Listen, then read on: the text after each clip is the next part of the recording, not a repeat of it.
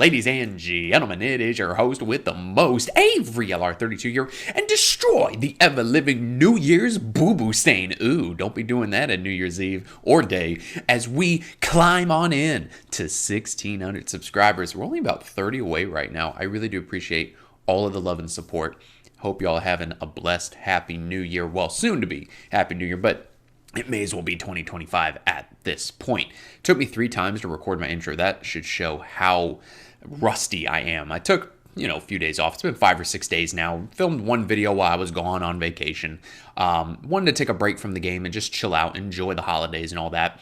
But now, the past, I would say, day, 2 days or so, day and a half and change, I've been testing Ryzol like crazy. I've been doing a lot of different things with the deck. I've actually really started to like the deck.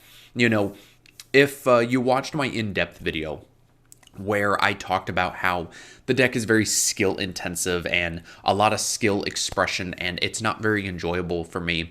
It still isn't, but the fact that now I've kind of been able to make it my own thing and give it a little bit of spice, with like Triff's build, using the Buy Steel cards, using Fiendsmith cards, and testing some other things. And that's really what I want to talk about today. Maybe it's just the rust still trying to come off from 5 or 6 days of taking off, but I didn't really have a good topic in mind. I thought about responding to Cali Effect, talking about why everyone hates Link monsters, but I think I want to make that more of like a video essay retrospective series-esque style. If you haven't seen my retrospective series, be sure to check it down. I think I have it in the description. If not, then you can just go check it on the playlist on the channel. I've got it on the channel. So definitely go check that out if you want something to, fall asleep to, or, listen to my sexy voice. But I've been messing around with a lot of different things, and I've also just been preparing in general for 2025, and that's really what I just wanted to talk about.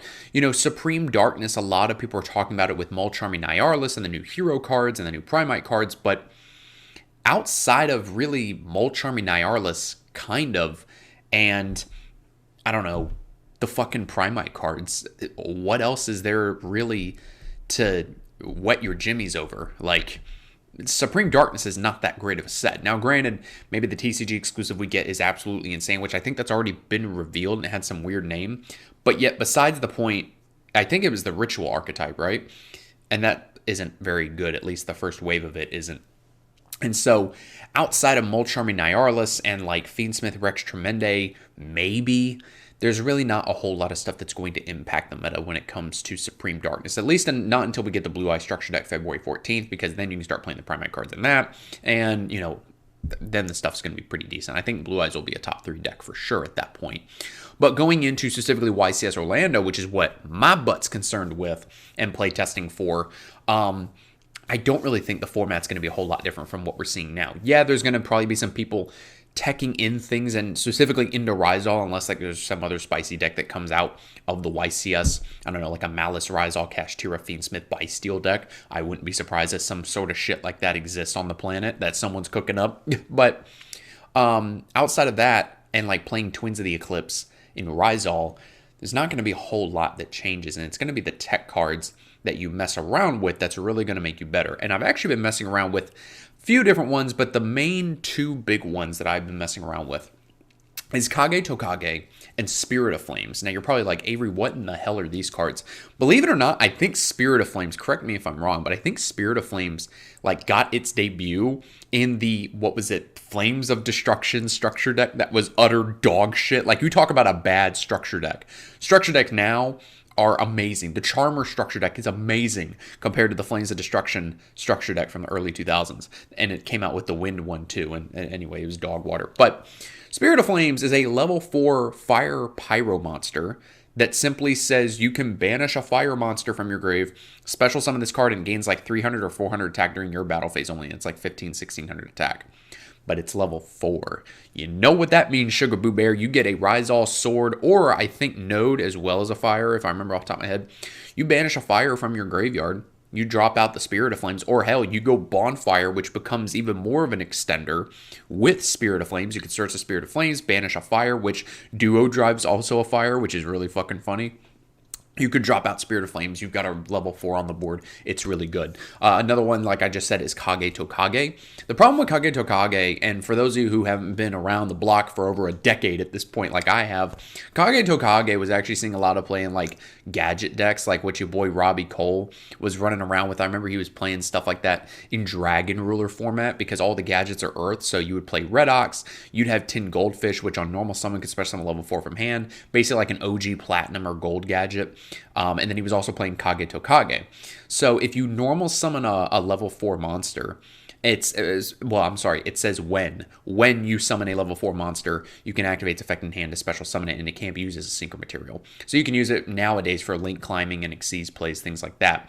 But the problem is that it's a win effect, and it can't be normal summoned or set on its own. And that's the same thing with Spirit of Flames. Both these monsters can't be normal summoned or set. They have to be special summoned by their effect.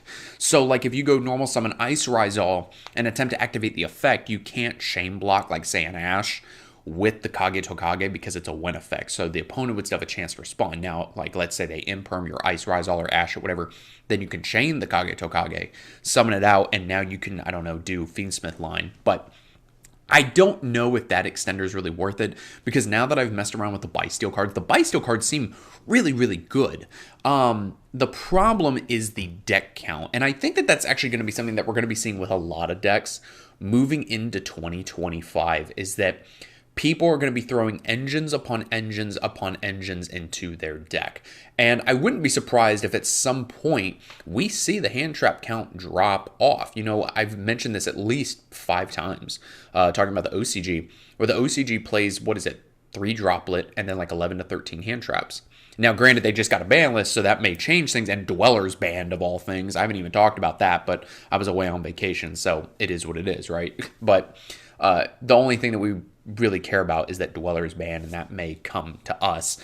And people have been saying for Dweller to be banned for years, which is actually the funny part, that Konami in Japan actually listened. Only took them about a fucking decade, and it doesn't even matter now, but besides the point. I feel like that deck counts are going to go up, because when you have all these generic engines in the game, Fiendsmith is a generic engine. It is the Brave engine, Adventure Engine 2.0, which that's not to say you can't play the fucking Adventure Engine with Fiendsmith, because it's all generic.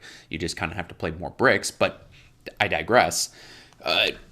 I'm shocked that we haven't seen more 60 card piles, and I feel like we're going to get to that point eventually. Like I was kind of half joking about it, but it's still kind of true. Someone could be cooking up like a Malice, Fiendsmith, Rizal, Bysteel, Primite deck. Like, seriously, like, think about all the engines that we have now. I just listed off like 6 or 7 of them. And so I think that eventually we are going to get to a point, maybe it'll happen in 2025, 2026, maybe it won't ever happen, but where we're eventually going to have so many generic engines that good shit deck, or as people called it a couple years ago, based, which is still the stupidest name for a deck I've ever heard. Just call it cookie cutter, or call it good shit deck. Like, give me a break. Besides the point, that sets me off like so much. That's such a stupid Gen Z term. Like, I'm gonna drop kick somebody and then throw the fucking air fryer that they won at that regional at their face. Like, I crack myself up, bro. Like, yeah, it is what it is. I'm an only child. I live here with my mom and dad. Like, we got to make ourselves laugh, right?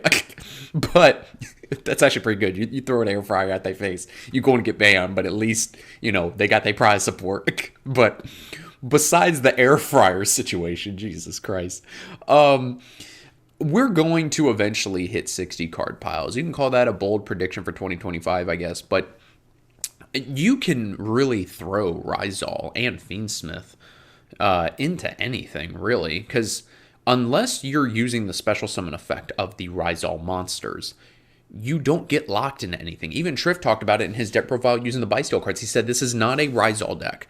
This is a Fiendsmith deck, or if anything, really it'd be a Fiendsmith Bysteel deck with a small Rizal package.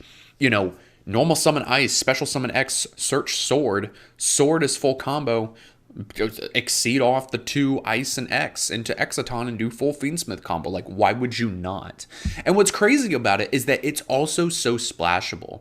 And we've been seeing that a lot lately with stuff. Like, even the Argostar cards. If you read those Argostar cards out of Supreme Darkness, that's something under the radar. And I'm actually glad I brought that up, because that was something else I wanted to talk about.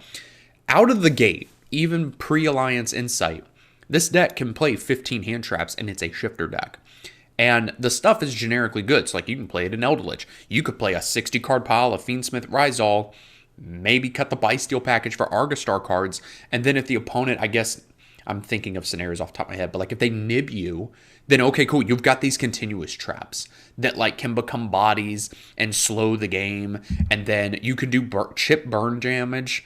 If I could talk today, chip burn damage is like 500 damage every time you activate a continuous trap. Like, is that necessarily good? Not really. It would need testing, obviously. But the fact that all of these engines work so generically together, it really does have me worried about the future. Now, are we going to see hits to Fiendsmith? Obviously, we're going to see hits to Fiendsmith on our next ban list. I feel like I've been saying that for the past couple ban lists. Like, on the next ban list, this will get hit. And then on the next ban list, this will get hit.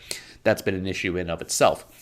But we're obviously going to see Fiendsmith get hit. And I wouldn't be surprised if we saw Lacrima the Fusion come back to 1 if they hit the other cards to 1. Because Lacrima in of itself, if you hit the whole Fiendsmith engine to 1, I don't think it's still that busted. We've been seeing it not even really see play in the fucking OCG.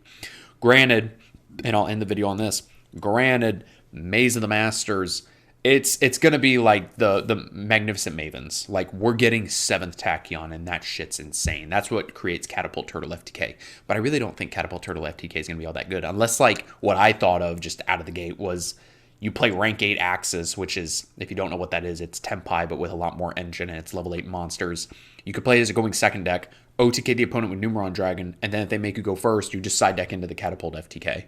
So I don't know. That still sounds really dog shit. I feel like at that point, just play Gimmick Puppet FTK. You've got a field spell that's basically saying and summoning.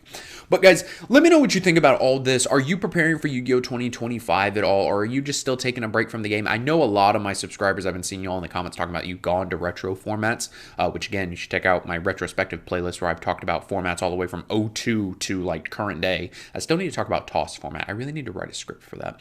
But guys, let me know what you think about all this down in the comments below. Thank you for watching, and I'll see you in the next video.